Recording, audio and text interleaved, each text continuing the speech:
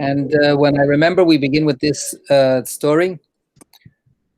When the great Rabbi Israel Baal Shem Tov saw misfortune threatening the world, it was his custom to go into certain portion of the forest to meditate. And there he would light a fire and say a special prayer. And the miracle would be accomplished and the misfortune would be averted. Later, when his disciple, the celebrated Maggid of Mezrich, had occasion for the same reason to intercede with heaven, he would go to the same place in the forest, and he would say, Master of the universe, listen, I do not know how to light the fire, but I'm still able to say a prayer. And again, the miracle would be accomplished, and the danger would be averted. Still later, Rabbi Moshe Leib of Sasov, in order to save the people once more, go into the forest. He would say, I do not know how to light the fire, and I do not know the prayer, but I know the place, and this must be sufficient. And it was sufficient, and the miracle was accomplished. And then it fell to Rabbi Israel of Rizhin to overcome misfortune. Sitting in his armchair, his head in his hands, he spoke to God. I'm unable to light the fire, and I do not know the prayer. I cannot even find the place in the forest. All I can do is tell the story, and this must be sufficient. And it was sufficient. So we're in the middle of stories that give us a portrait of moments, decisive moments in the life of Rabbi Eliezer ben Hurkanus, Rabbi Eliezer the Great, Rabbi Eliezer HaGadol, one of the great sages of Rabbinic Judaism, and living in the 2nd century CE, and the end of the 1st century, beginning of the 2nd century. And we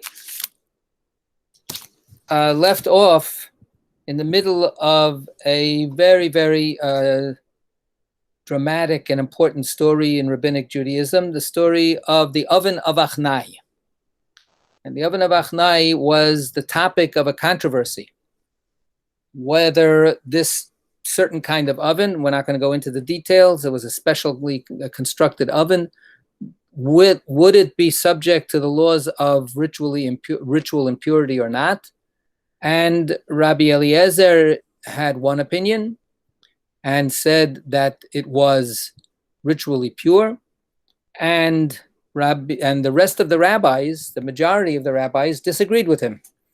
And they argued, no, the oven that we're talking about here is ritually impure. And that means that anything that comes in contact with that oven, let's say the food that's baked in the oven, is also ritually impure. So they have this fight, and they fight and they argue about it. And finally, Rabbi Eliezer can't convince his colleagues with any of his arguments. And he says, let supernatural phenomena come and be my witness.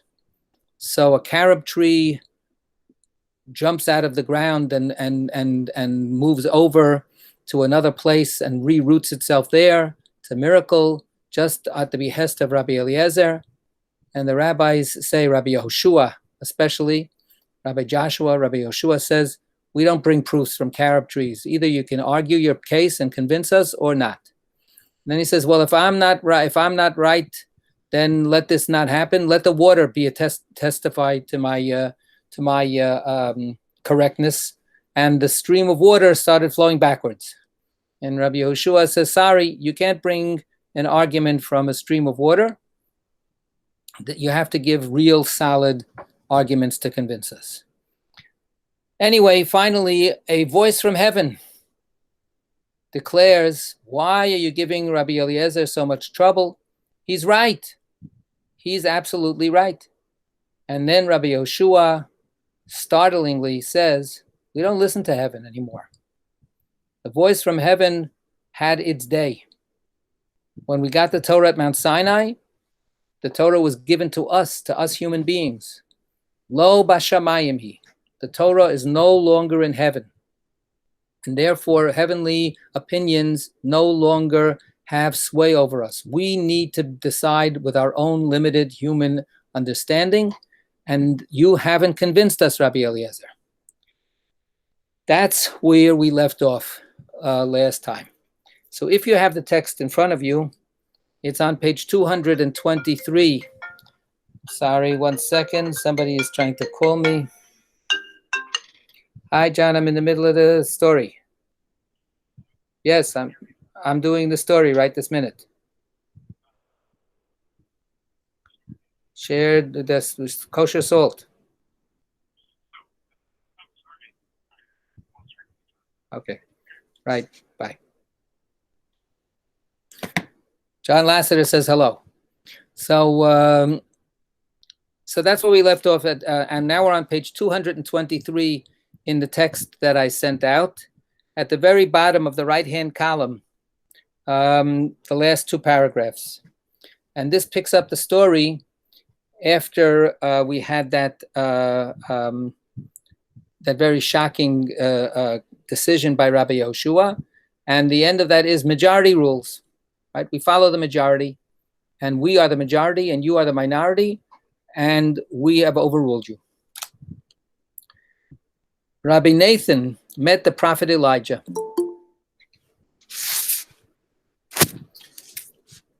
Rabbi Nathan met the prophet Elijah and asked him, what did the Holy One do in that moment?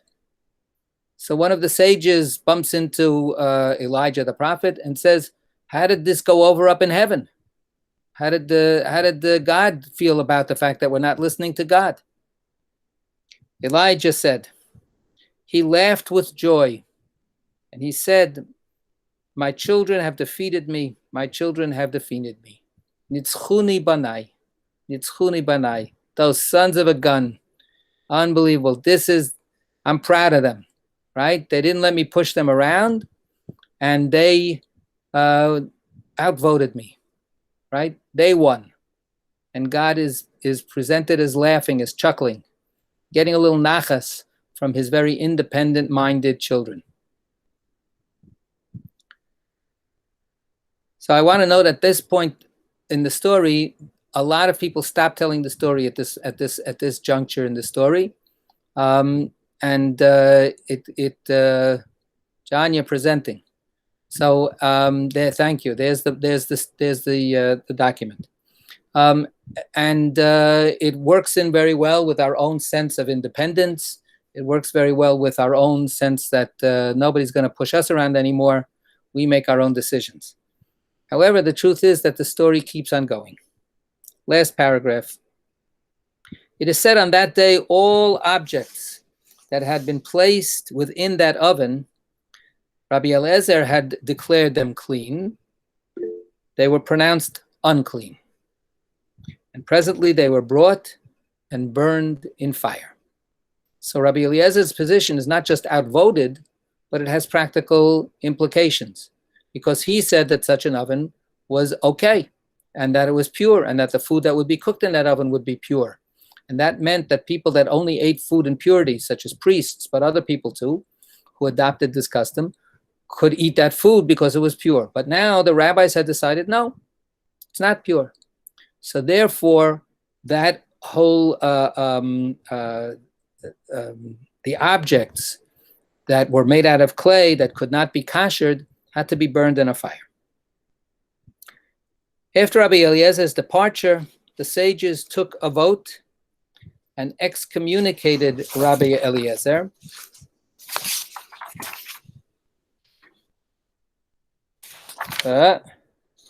And asked who will go and tell him. So what's happening here is, this is now, we just turned the page to 224, and there's some steps here that are missing from the story, but what we understand is that Rabbi Eliezer doesn't back down. Rabbi Eliezer is not accepting majority rule because he has heard the voice from heaven, as everybody else has. He knows that he's right. He knows that everybody else is wrong, and he will not concede to their opinion. And perhaps that's also why they did that burning of his oven objects, to show everyone that despite the fact that Rabbi Eliezer is stubbornly holding on to his position, we are making a public notification to everyone that he is wrong and he is not to be followed. But he's not accepting this. And therefore, he is a rebellious sage. He is a Zakein Mamrei. A rebellious sage is a person that refuses to accept the vote of his colleagues, but he himself has the status of a great sage, and the danger is that he will be able to lead people away from following the rabbis. We're up on the top of the column, 224. So, no, that's not it. 224. There you go. That's where we are. Right. So they put him in cherem. They put him in excommunication. What does excommunication mean? Excommunication means social isolation. It means that no one can hang out with him. No one can come in close proximity with him. He is being socially shunned by the community. It doesn't mean that he's not Jewish. It doesn't mean that he's not, a rabbi and so on. But it is a social turning of the back against him because he is not abiding by the rules of the community. So now they say, who's going to tell him? Who's going to tell him that we made this decision because he has walked out in a huff? He has turned his back on them. Top line there. I will go, Rabbi Akiva volunteered, lest an unsuitable person go and tell him, and thus destroy the whole world. So Rabbi Akiva says, all right, somebody's got to do this, and I don't trust that anybody else is going to do it right, so I'm going to do it. If you see the note, it says that Rabbi Akiva is afraid what will destroy the whole world? Commit a great wrong by informing him tactlessly. So he's afraid that the person who's going to be the messenger will represent the rabbis with too strong a message, won't be tactful, and that won't be good. We will see that may not be an adequate explanation as we get to the rest of this story. But Rabbi Akiva is trying to head off some trouble, and therefore he says, I'll take it upon myself to do this very, very unpleasant task. What did Rabbi Akiva do? He donned black garments, wrapped himself in black, and sat at a distance of 4 cubits from him, from Rabbi Eliezer. So Rabbi Akiva goes to Rabbi Eliezer's home, and he's completely wrapped up in mourning, in a shroud of black, and he sits 6 feet. 4 cubits is 6 feet, up to 8 feet. Sound familiar? He sits 6 feet away from Rabbi Eliezer. He doesn't come closer. He doesn't greet him. He doesn't kiss his hand, which would be a mark of respect to his teacher. None of that. But he's there, and he's all dressed in black. Akiva, Rabbi Eliezer said to him, why the different garb today? Master, Rabbi Akiva replied, it seems to me that your companions are parting from you. Right? So he says this message in this kind of backward way, or in a kind of a gentle way of saying that your companions are turning their back on you. They're distancing from themselves from you. And of course, he is showing his teacher that he considers this a great tragedy. This is a time of great sadness. So Rabbi Eliezer understands the message. At that, Rabbi Eliezer rent his garments, removed his shoes, slipped off his seat, sat on the ground, tears streaming from his eyes. Anything critical? Yeah. The world was then smitten. And now we have the result of this action. Remember, before we had the report that God has laughed. God is happy that God's children, the rabbis, have had the gumption to stand up for what they believed in. But now, with Rabbi Eliezer being shunned and distanced from the rabbis, the world has a terrible catastrophe happen.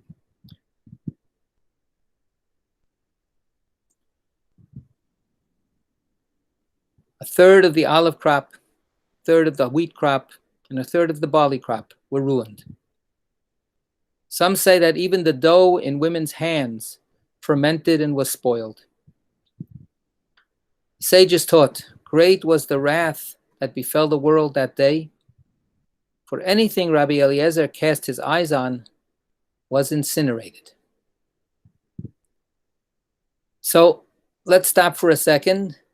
And we've had a similar kind of image when we learned the story, when we read the story of Rabbi Shimon Bar Yochai coming out of the cave with his son. What's happening here? How do we understand this part of the story? Does anybody want to offer a comment, suggestion? You have to unmute yourself if you want to. Nobody's jumping in. So, okay, Josie, yes. Even though the sages have the right, evidently, to do this, God is not pleased because he's allowing all these awful things to happen to the food. That it's not clear now who's right and who's wrong. Yeah, something here has become more complicated in our picture. When we end the story, as I said, so many people do end the story when they tell the story. They end it with God laughing. Sounds like a happy ending. Yeah. Right? It sounds like we've all learned our lesson, and we get it now. And this is an empowerment for the people. But as we continue with the story, we see that now these kinds of calamities that are happening in the world are understood usually by the rabbis. Anybody that studied the Talmud tractate of Ta'anit that we studied for a number of years understand that this is understood this is understood as a message from God that God is not happy, that we're not acting properly. So what's the improper act? We just saw before God is happy that we decided to disregard God's voice. So what's the improper act here? What's the part what's the element of the story that is bringing up God's wrath so that so much suffering is happening in the world?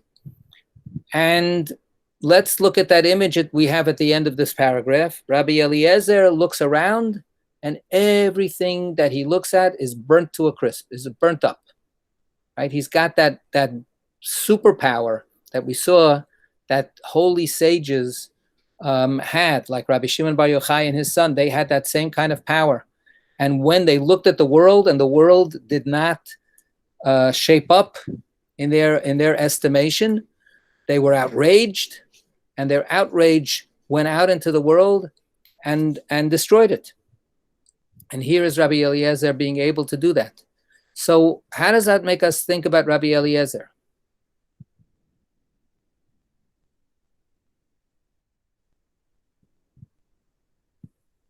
I mean, is he if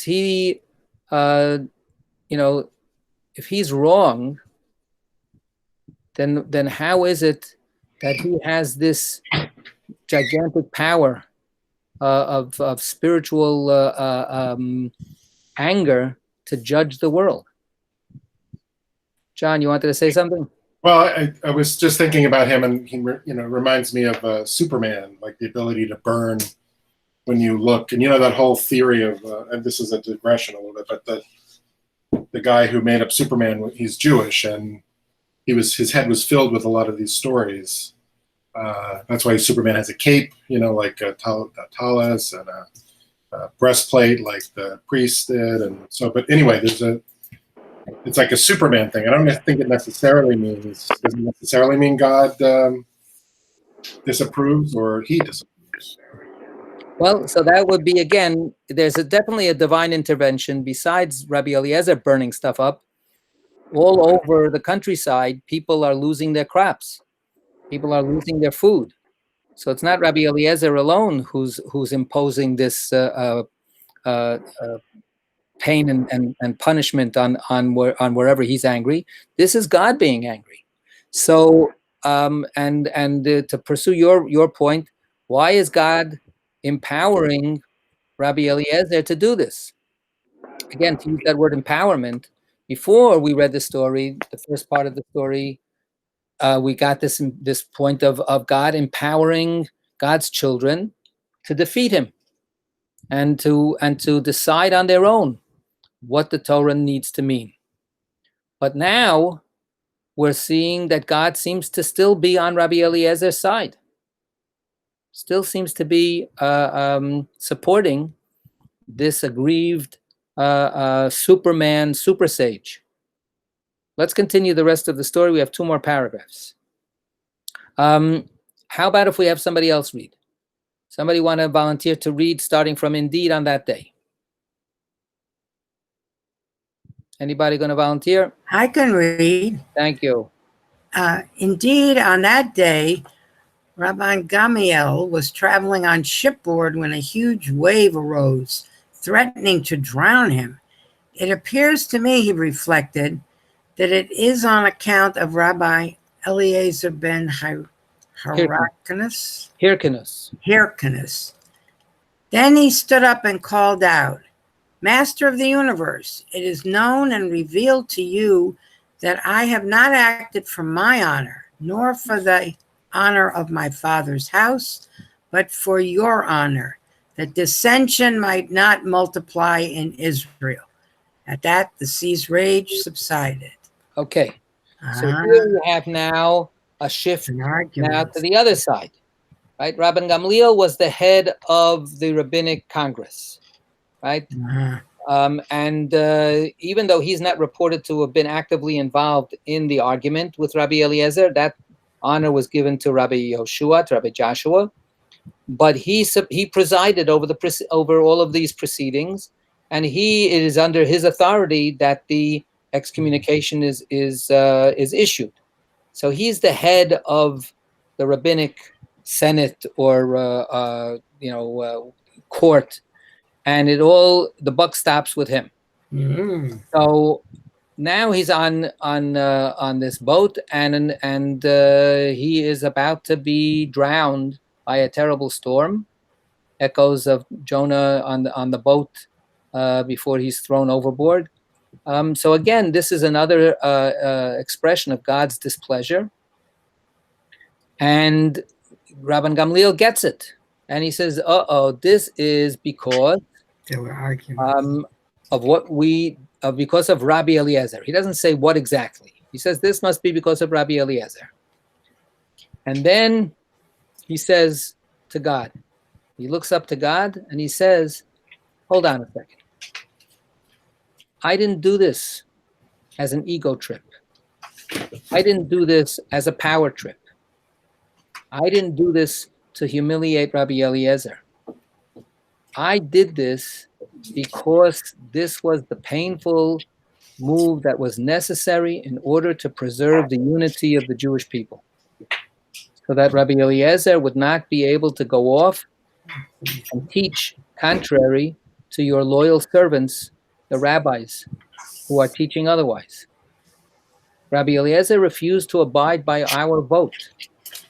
We had to do this, but we had to do it for your sake, for your honor, so that dissension not multiply in your people.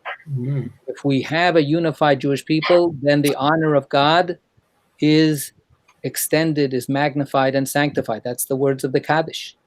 The community's job is to enhance and enlarge God's glory. But we can't have a community if we pull ourselves apart. We can't have a community if we tear each other into pieces, into separate groups. So he says, I did this for the sake of the people's unity, and that means I did it for your sake, God. And at that point, the storm subsides. So, Isn't that just another person controlling God? I mean, shouldn't God know that? so here we are, right? So doesn't God understand that already? Wasn't God happy before when his children took on that kind of responsibility? So we have this back and forth where God also seems to be a little unstable here, right? God is pleased, then God gets angry. Now God is calming down a little bit. Let's go to the next paragraph before we try to tackle that very difficult question. Josie, you want to continue, please? Yeah. Ima Shalom was Rabbi Eliezer's wife, and Rabbi I met her in one of the other sections that we read about Rabbi Eliezer's story when one of the disciples passed away, right? Yeah. And she was Rabbi Gamliel's sister. From the time of this incident on, she did not permit Rabbi Eliezer to prostrate himself upon his face in prayer. One time, a poor man came and stood at the door, so she took out some bread for him. On her return, she found Rabbi Eliezer prostrated upon his face. "Get up," she cried out to him. "You have just slain my brother." Even as she was speaking, a horn's blast coming from the house of Rabbi Gamliel announced that he had died. Rabbi Eliezer asked her, "How did you know that my prayer would bring about his death?" She replied, "I have a tradition from my grandfather's house. All gates may be locked, except the gates for wounded feelings." And I would just add that another reading based on the beginning of the story before the section that we've been reading, this is all part of a long discussion about the fact that all gates may be locked except for the gates of tears, except for the gates of crying and weeping. So that's the end of, this is the real end of the story. So does that mean wounded feelings? Is that resentment and anger and all that bad stuff? So that's, it's a pretty general term, and we can start thinking about it. Whose feelings were wounded?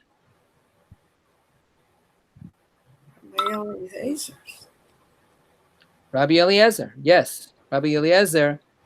He starts weeping when Rabbi Akiva tells him the news, right? And remember that the news is broken to him by Rabbi Akiva, this dark, black shrouded figure who comes to him to tell him this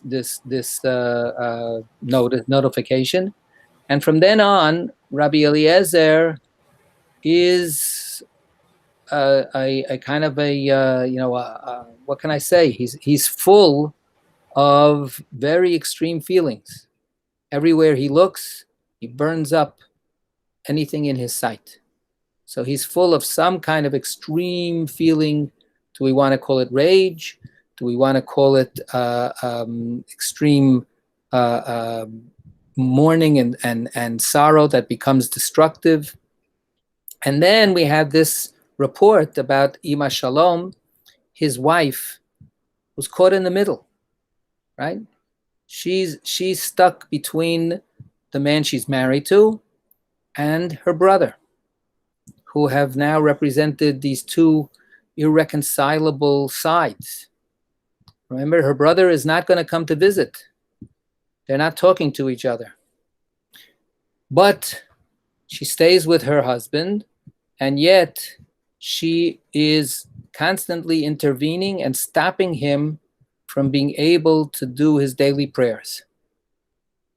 So she's watching out. Imagine this picture that you have here of this woman who's watching her husband, one of the great sages of the time, and he's doing his morning prayers, right? He's and he finishes his standing Amidah prayer, and as soon as that happens, she has to come in and goes, "Oh, honey, can you please just take the garbage out, please, or can you please help me hang the wash or fold the laundry or something?" She has to lie in wait. And just at the time when Rabbi Eliezer will fall on his face before God and pour his heart out to God, she's not going to let him do it. She's not going to allow him to fully vent his feelings in direct prayer to God. So she is standing as a bodyguard, literally, for her brother, and preventing her husband from reaching out to God with everything that's embittering his heart. She knows it's there. She feels it every second.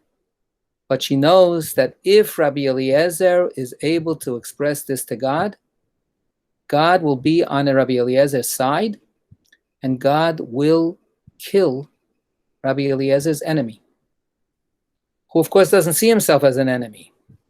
He sees himself as just doing what needs to be done for the sake of the Jewish people. But Rabbi Eliezer's bitterness, Rabbi Eliezer's crying, will be irresistible to God. That's apparently what she understands, and apparently she's right. How is it that she fails this time? How is it that she fails this time to stop her husband from praying the prayers that will kill her brother? What happened? She got distracted How? by taking the bread to the poor man outside her door, and Right. she got distracted. Right. So here's this beautiful mitzvah that she's doing. Here's this beautiful act of tzedakah, of gemilut chasadim. She's generous. She's helping. She can't turn her back on the poor person. And again, remember, she's watching because she has to time her intervention. She has to prevent her husband at that particular moment in prayer. And now, just as that moment is about to happen, she knows it's going to be any minute. She knows that the Amidah prayer of her husband is going to be concluded any second, and then he's going to fall on his face and start praying to God if she doesn't stop him. But the doorbell rings. So what do we do when we're very busy? We disregard it. Let him leave a message. Let him come back. Let him call back another time. But she doesn't do that. It's a poor person. It's a poor person who's hungry. And she can't let that poor person be turned away or ignored. So at the very moment when she is doing this beautiful act of love and generosity, that is what allows her husband to pour out his hurt and his grudge and his misery before God.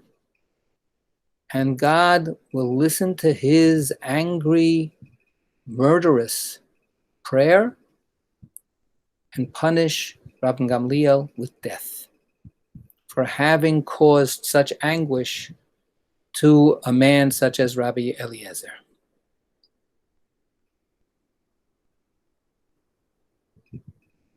Let's just take a 10-second break here and just take a deep breath and just try to let all of that in.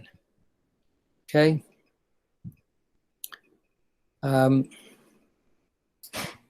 It seems terrible to me. Yeah, don't ever think that the rabbis were naive, unrealistic, Pollyannish people. This is an amazingly, from my perspective, complex web of tragedy from every side, and nobody here is coming off, looking beautiful, including God. Yeah, I was going to say maybe even God. Right? The only person here who is absolutely good is Ima Shalom. Is Rabbi Eliezer's wife. She totally understands what her husband feels, but she also totally loves and wants to respect her brother, and she totally loves and wants to help every human being who needs help. And she can't be everywhere at once. Supposedly, that's God's job. Supposedly God can be everywhere at once and take care of everybody's needs in the way that they need it. And yet here we have a very problematic, very distressing picture of God who is not able to, Uma Shalom means mother of peace, right? What do we say about God? God is Oseh Shalom B'Mromav, the one who makes peace up above. God maybe can make peace up above, but God is absolutely incapable of making peace down here below in this family, which is literally a family, two brothers-in-law, and the family of the sages and the family of Israel. Right? Rabbi Gamliel's defense to God was, I'm trying to make peace here. I'm trying to hold on to the community so that we don't break out into bitter things, into partisanship, into parties that can't even work with each other. Right? That's what I'm trying to do. The implication is, of course, Rabbi Eliezer is not going along with this. Rabbi Eliezer is sticking to his guns. Rabbi Eliezer will never give in. But of course, on the other hand, Rabbi Eliezer doesn't become the founder of another religion. Right? Rabbi Eliezer doesn't completely abandon the Jewish people and Judaism. He lives in isolation. He lives in a kind of a solitary house arrest, and he's not able to continue to participate in the life that is everything for him, the life of studying with the sages together in the study hall. So he loses that, and that is maintained. And the tragedy of Rabbi Gamliel's demise does not make the rabbis change their mind. It's not like they go, ooh, God really is angry at us. We really made it. We made a big boo-boo here. Let's cancel the excommunication. They don't cancel the excommunication. They don't do that. They pay the terrible price of what they believed was necessary to stand up for the future of how Judaism needed to be organized and practiced. Very, very tough stuff. Very tough. But God does understand Rabbi Gamliel when he stops the storm. Correct. So he accepts that explanation. I'm trying to keep peace. Right. So God is accepting that. And then, so here's where we come back to this question. So what exactly, when you go back to Rabbi Akiva at the top of the page, he goes, I will go, lest an unsuitable person go and tell him, and thus destroy the whole world. Right? That was what Rabbi Akiva said at the very top of the page of 224. There you go, right there, right? First line. Who will go and tell him? I will go, Rabbi Akiva volunteered. Lest an unsuitable person go and tell him, and thus destroy the whole world. So the note is, commit a great wrong by informing him tactlessly. I think destroying the world, now we see it's not a metaphor. This is really what's happening. This has actually what happened. What Rabbi Akiva wanted to do, and here we have again in the story, this story is a story of unsuccessful interventions. God intervenes on behalf of Rabbi Eliezer when he's having the argument. God's intervention is rejected. Then we have here Rabbi Akiva saying, I'll go tell Rabbi Eliezer so that the world won't get destroyed. But Rabbi Akiva, who is one of the closest students of Rabbi Eliezer, was hoping was that somehow if he came and broke it to Rabbi Eliezer, he could somehow get Rabbi Eliezer to accept this decree and perhaps even apologize. Oh. So if Rabbi Eliezer had apologized, the excommunication would have been lifted and he would have been back in there. If he would have said, okay, I follow majority rule. I expressed my opinion. I didn't win. Let's keep going. But he wasn't willing to do that. And the unsuitable person, Rabbi Akiva was afraid, would have maybe broken the news in a way that Rabbi Eliezer would get even more angry at. Rabbi Akiva prevents Rabbi Eliezer at that moment from getting totally angry, but he doesn't get Rabbi Eliezer to move to the next step. Rabbi Eliezer weeps and throws himself on the ground like a mourner, and he is mourning. And it's not clear, who is he mourning for? Is he mourning for himself personally, or is he mourning for how he sees how the rabbis acted? If these are the leaders of the Jewish people, then what are we in store for?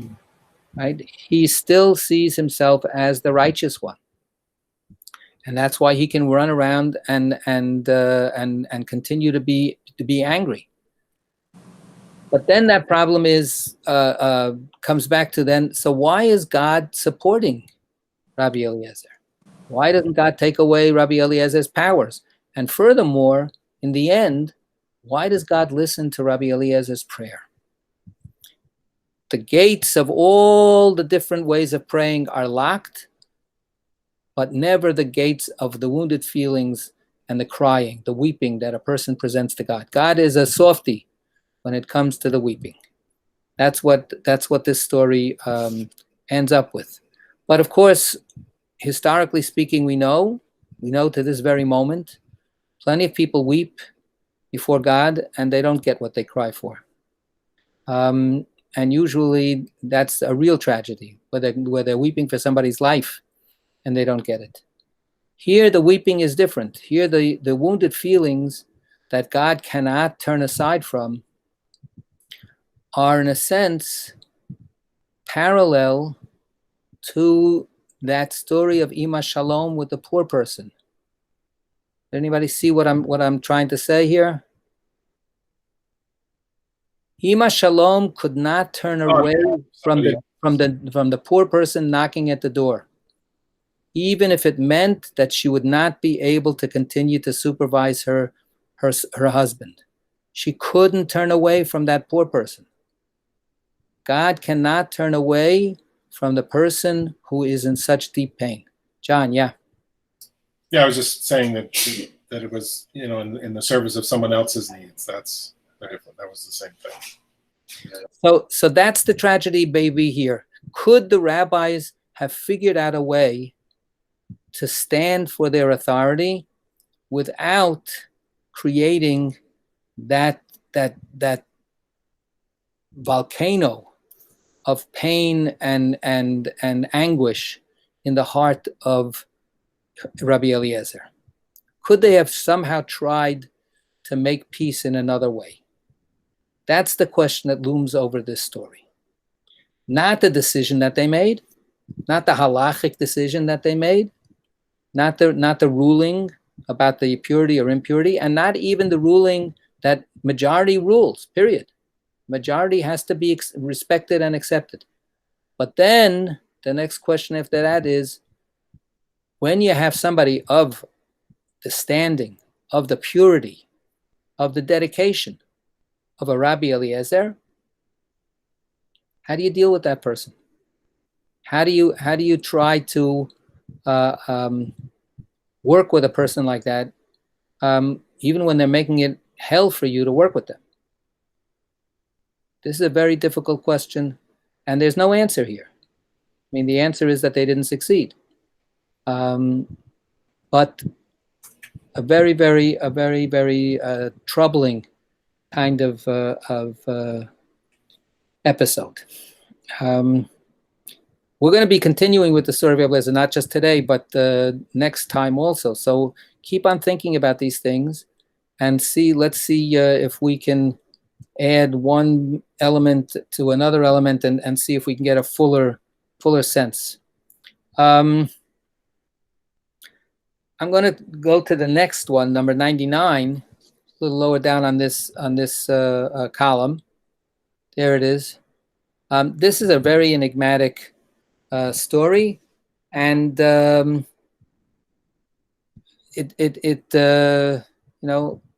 let it speak for itself first.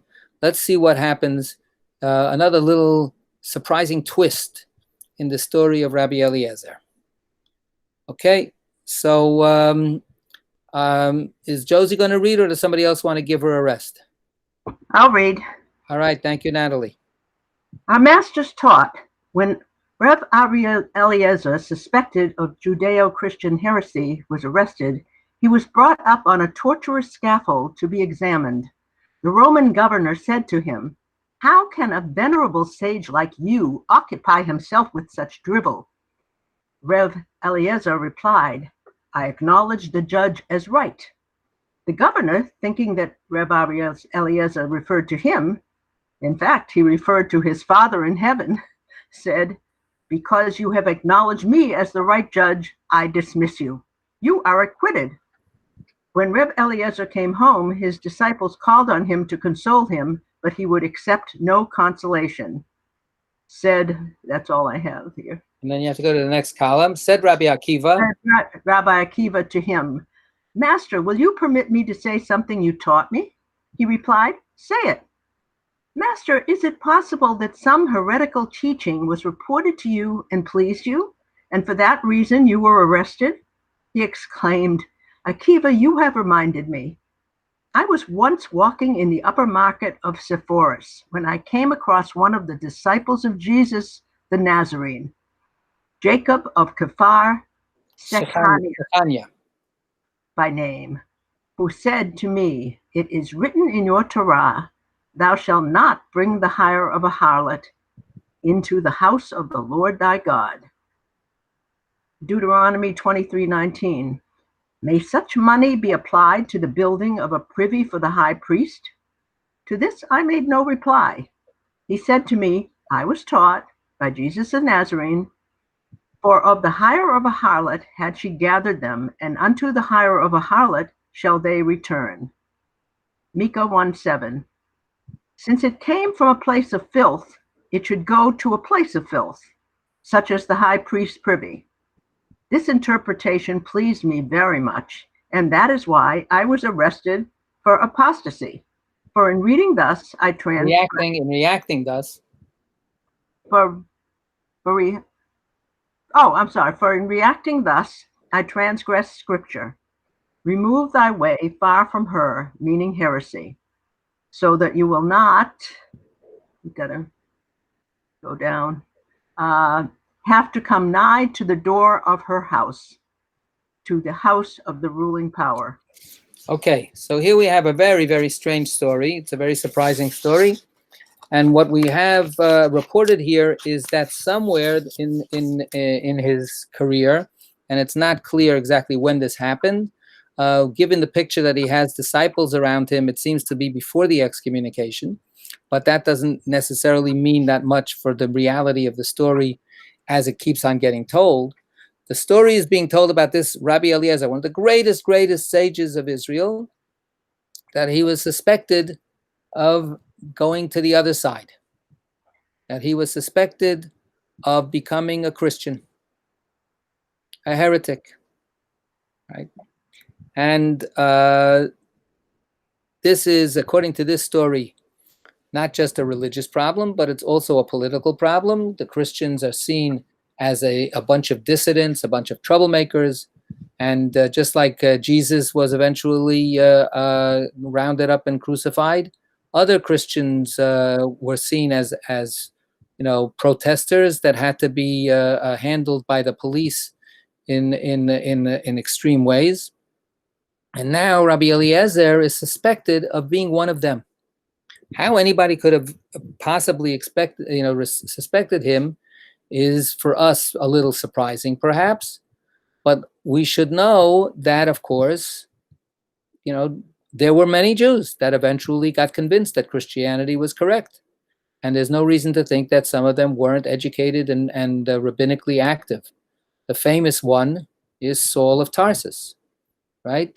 Saul of Tarsus becomes Paul, and he was a rabbinic figure.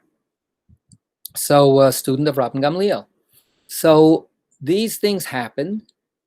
And what we have here is Rabbi Eliezer being arrested by the authorities on suspicion of becoming a Christian. And since this is a Jewish story, it's clear that Christianity will then have to be put down and be disparaged. So we have even the Romans saying, "You, Rabbi Eliezer, you bought this stuff?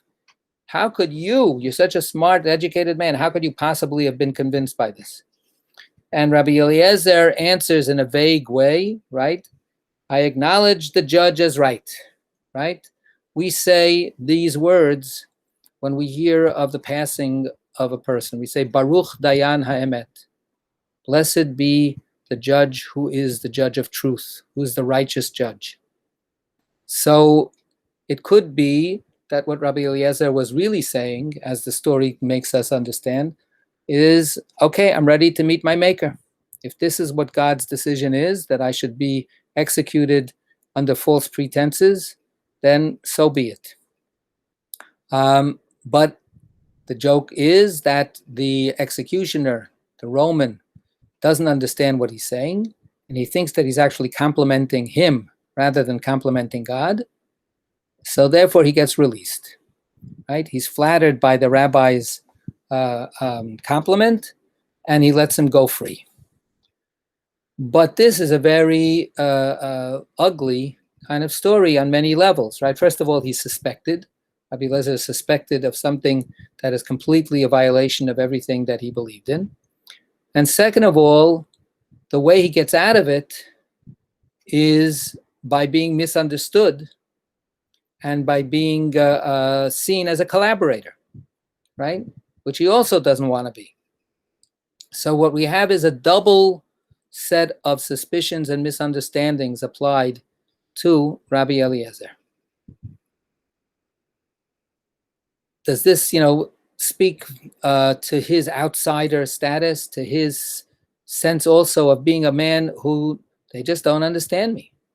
When God says that I'm right, they still don't get me. They still don't think that I'm right. This kind of very, very beleaguered, solitary figure. So he comes home and he's very upset. And none of his disciples can make him feel better, because he feels that how did he get into this kind of terrible, compromising situation? How could he have possibly been suspected of betraying the Torah? And how could the fact that he got away when he was accepting the judgment, instead he gets patted on the back and sent home? So he's very disconsolate. And Rabbi Akiva says, now, let me see if I can fix things up. This is Rabbi Akiva, the fixer-upper, right? This is Rabbi Akiva that we saw in the other episode, said, let me go talk to him. Maybe I'll be able to figure out a way to break this to Rabbi Eliezer so that he'll be able to accept it, right? Now we see, and this apparently, as I said, is to be placed chronologically actually before the other story, that at one point Rabbi Akiva actually succeeded in doing this. He succeeded in diffusing some of his teacher's rage and anguish. How does he say it? Right? He says, Rabbi Akiva said to him, Master, will you permit me to say something you taught me? So how does that sound to us? We who know about Rabbi Eliezer and what kind of sage he was, this should ring in a certain way in our ears. Rabbi Akiva is being very, very understanding in the way that he's approaching his teacher. How is that the case? Given everything we know before about how Rabbi Eliezer started out and what kind of profile he had. Anybody want to chime in on this? What did we have Rabbi Eliezer pride himself in being? What kind of sage? John. He brings it up in a way Is that he the one? he can take it in and he can hear it. He does it gently.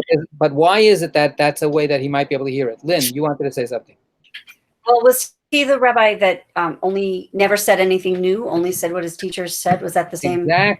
Exactly. So what Rabbi Akiva is saying to Rabbi Eliezer, the ultimate sage who only says what his masters taught him. Right? So here is Rabbi Akiva saying to Rabbi Eliezer, I am your true disciple. I am a chip off the old block, which of course Rabbi Akiva actually wasn't. Rabbi Akiva was the greatest creative mind in Rabbinic Judaism at that point. But to his teacher, he's saying, can I just say something that you taught me? And that he's cozying up to Rabbi Eliezer's soft spot. This is what Rabbi Eliezer thinks every sage should be. Just say what you've been taught by your teachers. Right? So Rabbi Akiva says, I just want to say something that you, my teacher, have taught me. Do I have permission to raise my, I'm raising my hand. Could you please call on me? I want to say something. So that's when Rabbi Eliezer says, okay, what is it? And then he says this long story. He says, Master, is it possible that some heretical teaching was reported to you and pleased you, and for that reason you were arrested? So he's asking a question. Is that the same thing as repeat something that you already taught me? It's not quite the same thing. He's not repeating verbatim, you taught me that 1 + 1 is 2. So I'm going to say 1 + 1 is 2. No, he asks him a leading question, right? He says, let me jog your memory a little bit. Perhaps this is the way it worked out. So at the very same time that he presents himself as being the loyal student of his master, I'm just repeating what you've taught me. I'm just going to say what you taught me.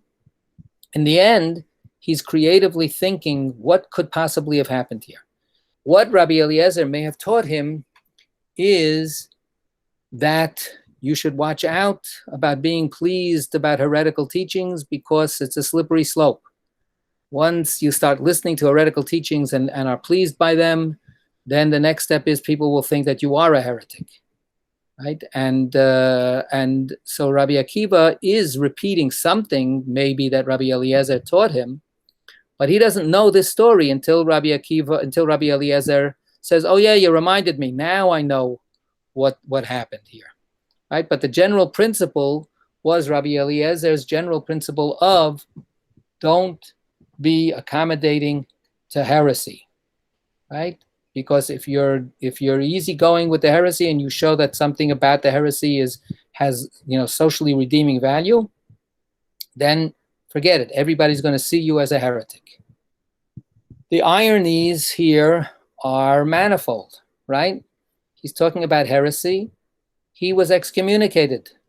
He was excommunicated in that story because he refused to go along with the authorized teachings of the community.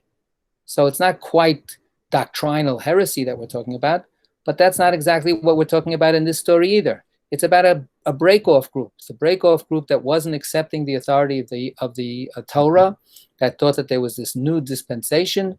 If you think about a voice from heaven that Rabbi Joshua says we don't listen to, what is Jesus, if not an embodied voice from heaven? Right? He's the gift from heaven back down on earth to show us what God really wants. And our rejection of that gift, quote unquote, is because we said no. We got a Torah once upon a time, and now it's ours to work with. And there is no more heavenly gift to send us down from heaven to tell us how to live. But that's exactly what Jesus was taken to be. What we have in the rest of this story is a kind of a little, back and forth playing with different verses in Tanakh, in Deuteronomy, the book of Devarim, and then in Prophets, in the book of Micha. And of course, it's a little bit of a not scatological, but a little bit of a off-color topic, right? What do you do with money that you earn by being a prostitute? Can you give that money to the temple? Can you make a donation from those ill-gotten gains? And of course, you can't. And now the story is, well, so can you donate it to renovate the high priest's toilet? I mean, this is a wonderful kind of conversation that's obviously very, very essential to understanding the Torah. So we'll get back to continuing with Rabbi Eliezer, God willing, next time. Okay, to be continued. Thank you. Thank you. Thank you. Thank you. Have a good day, Thank you. everybody.